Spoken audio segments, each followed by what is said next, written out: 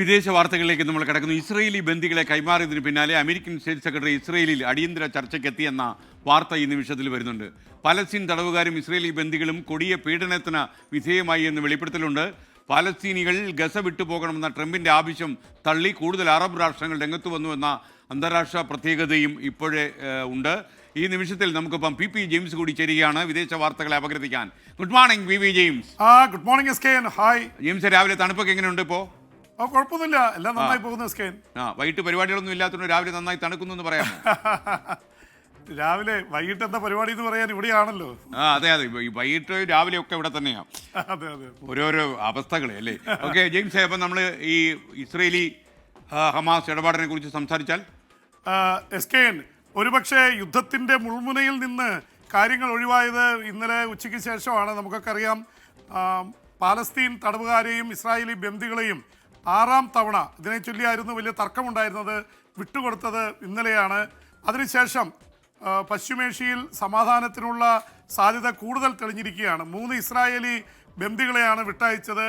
അതിൽ റഷ്യക്കാരനായിട്ടുള്ള Israeli വംശജനുണ്ട്, അമേരിക്കക്കാരനായിട്ടുള്ള Israeli വംശജനുണ്ട്, ഒപ്പം തന്നെ അർജന്റീനിയൻ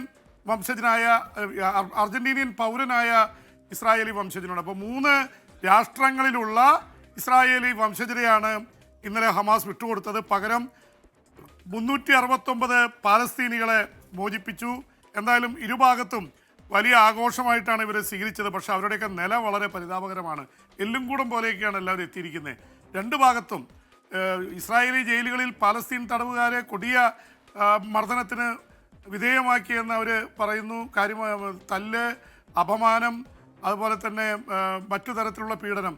ഇസ്രായേലി ബന്ദികളായിട്ടുള്ള സ്ത്രീകൾ, അവരുടെ മാതാപിതാക്കൾ പറഞ്ഞത്, പ്രത്യേകിച്ച് അവരുടെ വനിതാ സൈനികരെ ഫിസിക്കലായിട്ട് അസോൾട്ട് ചെയ്തു, ലൈംഗികമായി പീഡിപ്പിച്ചു എന്ന് വരെയുള്ള തരത്തിലുള്ള ആരോപണങ്ങൾ വന്നിട്ടുണ്ട്. എന്തായാലും ഒരു വിഭാഗത്തിൻ്റെ കയ്യിൽപ്പെട്ടാൽ അവർക്ക് എന്തൊക്കെ ചെയ്യാവോ ആ തരത്തിലൊക്കെ ചെയ്യാതെ 15 മാസമാണ് ഈ ഇസ്രായേലി ബന്ദികൾ ഹമാസിൻ്റെ കൈവശം ഉണ്ടായിരുന്നത്. ഇപ്പുറത്ത് പാലസ്തീൻ തടവുകാർ പലതും വർഷങ്ങളായി ഇസ്രായേലി ജയിലുകളിലാണ്. എന്തായാലും ഈ ബന്ദികളെ കൈമാറി 3 പേരെ വിട്ടുകൊടുത്തപ്പോൾ 369 പാലസ്തീൻ തടവുകാരെയാണ് വിട്ടയച്ചത്. അത്രയും തീവ്രമായിട്ടുള്ള നെഗോഷിയേഷൻസ് ആണ് നടന്നത്.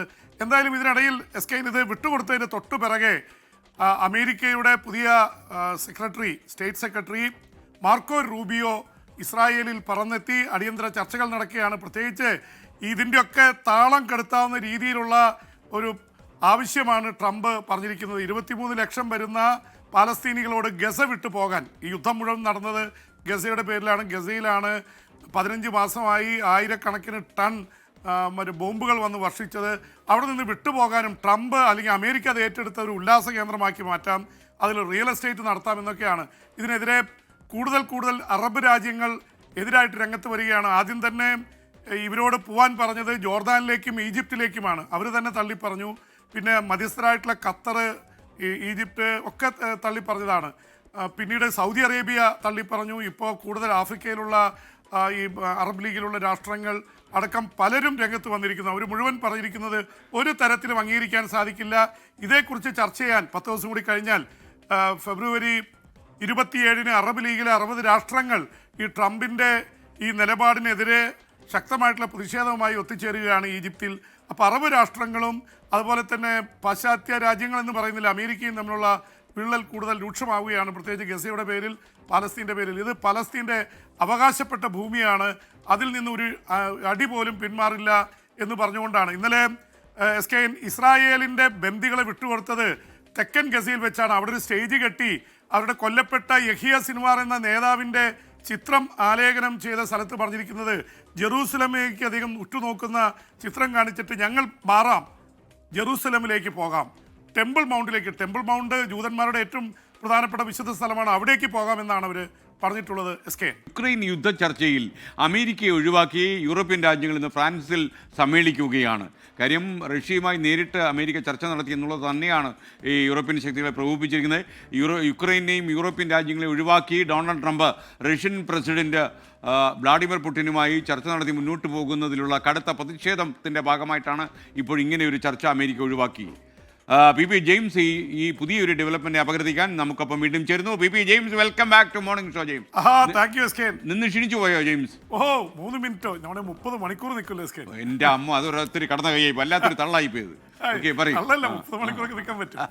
പറഞ്ഞോളൂ എസ്കേൻ, ഇതൊരു ആഗോള തലത്തിൽ തന്നെ ഒരു ശാക്തിക ചേരിയിലുള്ള ഒരു മാറ്റമുണ്ടാക്കുന്ന രീതിയിലാണ് കാര്യങ്ങൾ പോകുന്നത്. പണ്ട് മുതലേ ഈ അമേരിക്കൻ പ്രസിഡന്റ് ആയിരുന്നപ്പോൾ 2016 മുതൽ 20 വരെ അദ്ദേഹം പ്രസിഡന്റ് ആയിരുന്നല്ലോ ട്രംപ്. അന്ന് മുതലേ യൂറോപ്പിനോട് വലിയ താല്പര്യമില്ല അദ്ദേഹത്തിന്. നാറ്റോയിലെ അംഗമാണെങ്കിലും യൂറോപ്പിൻ്റെ പല ആവശ്യങ്ങളും സമ്മതിക്കാറില്ല എന്ന് മാത്രമല്ല, അന്ന് ജർമ്മനിയുടെ ചാൻസലറായിരുന്ന ഇതിനൊക്കെ നേതൃത്വം നൽകിയിരുന്ന ആംഗല മെർക്കൽ അവരുമായിട്ട് വലിയ രീതിയിലുള്ള ഏറ്റുമുട്ടലാണ് നടത്തിയിരുന്നത്. അവർക്ക് ഒട്ടും ഇഷ്ടമല്ലായിരുന്ന ട്രംപിനെ ഇവിടെ ലേഡി ട്രംപ് എന്നാണ് അവരെ വിളിച്ചുകൊണ്ടിരുന്നത്. അവരിപ്പോൾ പോയി. പക്ഷെ എന്തായാലും യൂറോപ്പിലെ കൂട്ടാതെ, യൂറോപ്പാണ് യഥാർത്ഥത്തിൽ അമേരിക്കയുടെ കൂടെ നിന്ന് യുക്രൈൻ യുദ്ധത്തിന് ഏറ്റവും കൂടുതൽ ഇന്ധനം പകർന്നത്. പക്ഷേ അതിൻ്റെ മധ്യസ്ഥ ചർച്ചകൾ വന്നപ്പോൾ കാര്യങ്ങളൊക്കെ മാറിയിരിക്കുന്നു. നേരിട്ട് ട്രംപ് പുടിനുമായിട്ടാണ് ചർച്ച. ഉക്രൈനെ പോലും കൂട്ടിയില്ല. 3 വർഷം തികയാൻ പോവുകയാണ് ഈ അടുത്ത 10 ദിവസത്തിനുള്ളിൽ. ഉക്രൈൻ യുദ്ധം ആരംഭിച്ചിട്ട് 3 വർഷം തികയുന്നു. 24-ാം തീയതിയാണ് യുദ്ധം ആരംഭിച്ചത്. പക്ഷേ സ്കേൻ ഓർക്കുന്നുണ്ടാകും, യുദ്ധം ആരംഭിച്ച ദിവസം തന്നെ നമ്മൾ നേരിട്ട് മിസൈലുകൾ പായുന്നതിനെക്കുറിച്ച് സംസാരിച്ചതാണ്. 3 വർഷം തികയുന്നു. എന്തായാലും ഉക്രൈൻ യുദ്ധം അവസാനിപ്പിക്കാൻ പുടിൻ വെച്ചിരിക്കുന്ന നിർദ്ദേശങ്ങൾ ഏതാണ്ട് അപ്പാടെ ട്രംപ് സ്വീകരിച്ചു എന്നുള്ള രീതിയിലാണ് റിപ്പോർട്ടുകൾ വരുന്നത്. അവർ തമ്മിൽ 1 മണിക്കൂറോളം ടെലിഫോൺ ചർച്ചകൾ നടത്തി. അതിൽ പറഞ്ഞിരിക്കുന്നത് ഇതുവരെ റഷ്യ പിടിച്ചെടുത്ത പ്രദേശങ്ങൾ, അത് ഉക്രൈൻ്റെ ഏതാണ്ട് 20%, 1/5 പിടിച്ചെടുത്തിരിക്കുകയാണ് റഷ്യ. അത് മുഴുവൻ റഷ്യക്ക് വിട്ടുകൊടുക്കുക. 2014 പിടിച്ചെടുത്ത ക്രീമിയയും വിട്ടുകൊടുക്കുക. ഇനി അതൊക്കെ തിരിച്ചു പിടിക്കാൻ പോയ വലിയ അപകടമാണ്, അതിനൊന്നും ആവശ്യമില്ല, കാരണം അതൊക്കെ താഴ്ന്നു പോയില്ലേ, അത് റഷ്യ നിർമ്മിക്കട്ടെ എന്നുള്ള രീതിയിലാണ് ട്രംപിൻ്റെ നിലപാട്. ഇതിനെതിരെ യൂറോപ്പിൽ വലിയ രീതിയിലുള്ള യൂറോപ്യൻ രാജ്യങ്ങൾക്കിടയിൽ വലിയ എതിർപ്പുണ്ട്. ബ്രിട്ടനിലെ പ്രധാനമന്ത്രി കെയർ സ്റ്റാർമറുടെ നേതൃത്വത്തിൽ ഒരു ഇൻഫോർമൽ മീറ്റിംഗ് ആണ് ഫ്രാൻസിൽ നടക്കുന്നത്. അവിടുത്തെ ഫ്രഞ്ച് പ്രസിഡന്റ് ഇമ്മാനുവൽ മാക്രോൺ, അതുപോലെ തന്നെ മറ്റ് അവിടുത്തെ യൂറോപ്യൻ നേതാക്കളൊക്കെ പങ്കെടുക്കുമെന്നാണ് പറയുന്നത്. ഏതായാലും അമേരിക്ക ഒഴിവാക്കി യൂറോപ്പ് കൂടുന്നു. അതിന് പ്രത്യേക കാരണമുണ്ട്. വ്ളാഡിമിർ സെലൻസ്കി, ഉക്രൈൻ്റെ പ്രസിഡന്റ്, പറഞ്ഞത് യൂറോപ്പിന് മാത്രമായിട്ടൊരു സൈന്യം വേണം, റഷ്യയെ നേരിടാൻ അത് ആവശ്യമാണ്, ഞങ്ങളിത് ഒറ്റയ്ക്ക് പൊരുതി നിങ്ങളുടെ സപ്പോർട്ടോടു കൂടി 3 വർഷം പിടിച്ചു നിന്നു. ഇത് അമേരിക്ക ഇനി വിശ്വസിക്കാൻ പറ്റില്ല. അമേരിക്കയുടെ ഈ നിലപാടിനെതിരെ യൂറോപ്പ് ഒന്നിക്കണമെന്ന ആവശ്യത്തെ തുടർന്നാണ് പെട്ടെന്ന് ഈ സമ്മേളനം വിളിച്ചുകൊണ്ടിരിക്കുന്നത്. അപ്പോൾ യൂറോപ്പും അമേരിക്കയും തമ്മിലുള്ള ബന്ധം അകലുന്നു, റഷ്യയും അമേരിക്കയും തമ്മിലുള്ള ബന്ധം കൂടുതൽ ശക്തമാകുന്നു. ഇത് ഇന്ത്യക്ക് ഒരു അനുകൂലമായ ഘടകമാണ്. ഈ അമേരിക്ക ജോ ബൈഡൻ്റെ കാലത്ത് ഇന്ത്യക്കെതിരെ പറഞ്ഞത് നിങ്ങൾ റഷ്യയായിട്ട് കൂടുതൽ അടുക്കുന്നു, റഷ്യയിൽ നിന്ന് എണ്ണ വാങ്ങുന്നു. ഇതിൽ ട്രംപിന് യാതൊരു തരത്തിലുള്ള വിരോധമില്ല.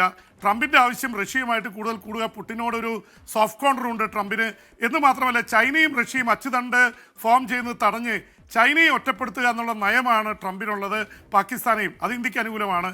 ഒപ്പം തന്നെ റഷ്യയും അമേരിക്കയും അടുക്കുമ്പോൾ അമേരിക്കയുമായും റഷ്യയുമായി ഒരുപോലെ ബന്ധം ഉള്ള ഇന്ത്യക്ക് അത് അനുകൂലമാണ് എന്നുള്ള കാര്യത്തിൽ യാതൊരു സംശയവുമില്ല. എസ്കേൻ പി പി ജെയിംസ്, നമുക്ക് ഈ പരിപാടി അവസാനിപ്പിക്കും മുമ്പ് എബ്രഹാം മാത്യുവിൻ്റെ ഒരു കമൻറ്റ് വന്നിരിക്കുന്നു.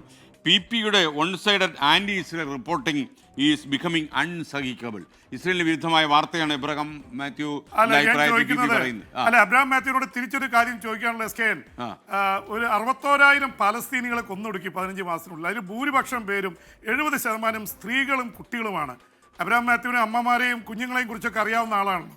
ഇതിനെ ന്യായീകരിക്കുന്നുണ്ടോ എന്നുള്ള ചോദ്യം തിരിച്ച് ഞാൻ ചെയ്യുന്നു. ഇസ്രായേലിൽ കയറി ഹമാസ് 1200 പേരെ കൊലപ്പെടുത്തിയതിനെ അതിശക്തമായ ഭാഷയിൽ വിമർശിച്ചുകൊണ്ട് തന്നെ അത് എല്ലാ ഇതിലും നമ്മൾ പറയാറുണ്ട്. പക്ഷേ ഇപ്പോഴും പാലസ്തീനികളെ കൊന്നുകൊണ്ടിരിക്കുകയാണ് വെസ്റ്റ് ബാങ്കിലൊക്കെ. അപ്പോൾ ഇതിനെ അനുകൂലിക്കണമെന്നാണോ പറയുന്നത്? ഒരുപക്ഷെ മാധ്യമപ്രവർത്തകൻ്റെ റോൾ എന്ന് പറയുന്നത് അത് നമ്മൾ ജാതിയോ മതമോ രാഷ്ട്രമോ ഒക്കെ നോക്കിയല്ല, എവിടെ അനീതി കാണുന്നോ അത് എതിർക്കാന്നുള്ളതാണ്. അതിനുവേണ്ടി ഇസ്രായേലിൻ്റെ വക്കാലത്ത് പിടിക്കേണ്ട കാര്യം ഒരു മാധ്യമപ്രവർത്തകനില്ല. ഒരുപക്ഷെ വിജയിക്കുന്നവൻ്റെ പക്ഷത്ത് നിൽക്കുന്നതല്ല, ഒരുപക്ഷെ തോൽക്കുന്നവൻ്റെ പക്ഷത്ത് നീതി ഉണ്ടെങ്കിൽ അത് കൂടെ നിൽക്കുന്നതാണ് യഥാർത്ഥ മാധ്യമധർമ്മം എന്ന് എബ്രഹാം മാത്യുവിനെ പോലുള്ളവർ മനസ്സിലാക്കുക. ഇവിടെ മമ്മൂക്ക പറഞ്ഞ കാര്യം കൂടി ഞാൻ ഓർമ്മിപ്പിക്കുന്നു, വിട്ടുകൊടുക്കുന്നവനും ഹീറോ ആണ്. അതെ, തീർച്ചയായിട്ടും. Thank you P James.